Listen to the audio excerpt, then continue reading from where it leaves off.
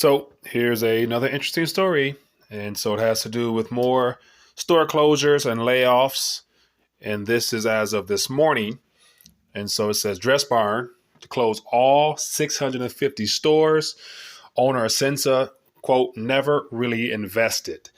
And so this article here is, not surprising whatsoever. Actually, prior to coming across this article, never really even heard of Dressbarn or paid attention to it. More so because it's a women's clothing brand. And so, but just to give an idea what's going on here, it says it's been around for 60 years and they're deciding to close all stores. And here's that word that I've mentioned several times.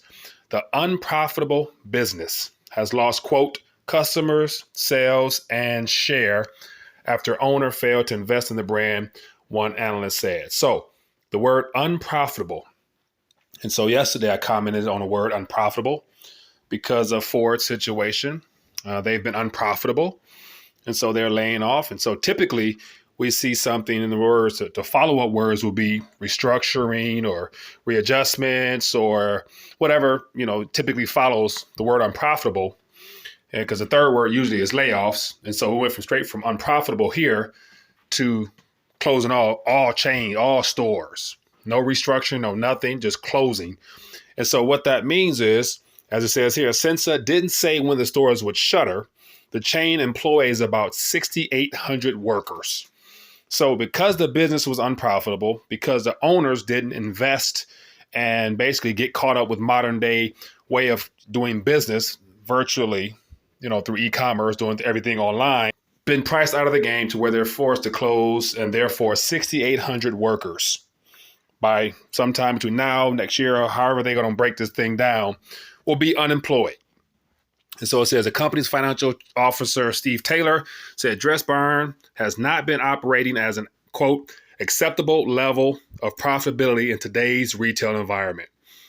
So once again, you have a group of people, higher ups, I'm assuming probably being paid a good chunk of change, profitable salary themselves over the last several years, as they've been open 60 years, haven't kept up with the trends. Therefore, they weren't able to compete and they're going out of business.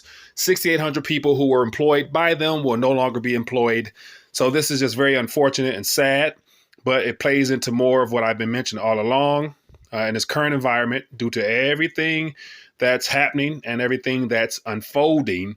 These are very interesting times that, in my opinion, no one individual should solely depend upon one source of income. Nevertheless, an employer, whether or not they've been with them for 20, 30 years or a couple of weeks, couple of months, there's no such thing as job security in this current environment. And in my opinion, in the days ahead, it will become even more obvious as we hear more stories about layoffs and things of that nature, restructuring, all based upon the fact that companies, organizations, businesses, their doors are open primarily to make a profit. If they're not making a profit, then they can't keep the doors open. Then they can't please most likely shareholders. If they can't please shareholders, therefore, the employees are of no use. Therefore, there will be layoffs. So other than that, there's more information here if you guys are interested in reading it, but just want to get the story to you guys just because, once again, we hear the word unprofitable and it's followed by layoffs, and they skipped over the restructuring aspect this time. So other than that, leave a comment down below. We'd love to hear what you think. And keep it going.